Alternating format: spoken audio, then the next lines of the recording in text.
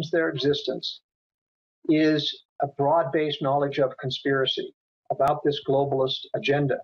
And it has to do with Agenda 21. It has to do with the Law of the Sea Treaty. All of that control agenda comes into the basis of world government and government control.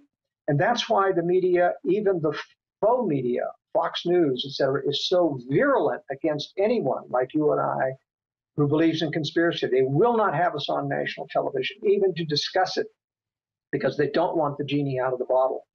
And that's our only salvation, is to make sure that a broader sector of America knows that there is a real live conspiracy to control government, to control both political parties. Anyone who thinks that we're going to gain salvation by electing another Republican is kidding themselves. It's never going to happen.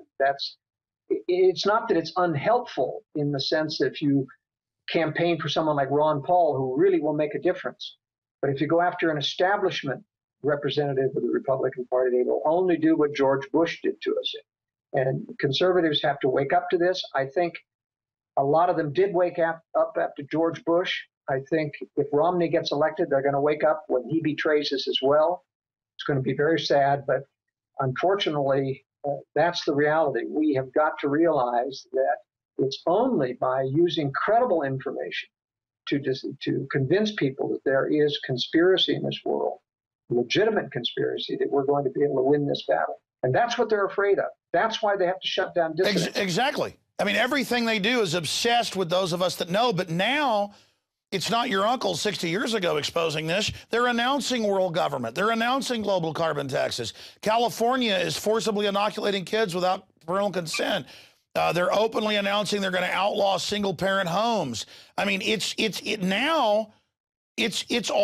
more and more in the open. Why do you think they've shifted to it being out in the open now so much more? It's to accustom people to it. They used to have a rule: you don't ever inconvenience the majority enough to make them rebel against your agenda.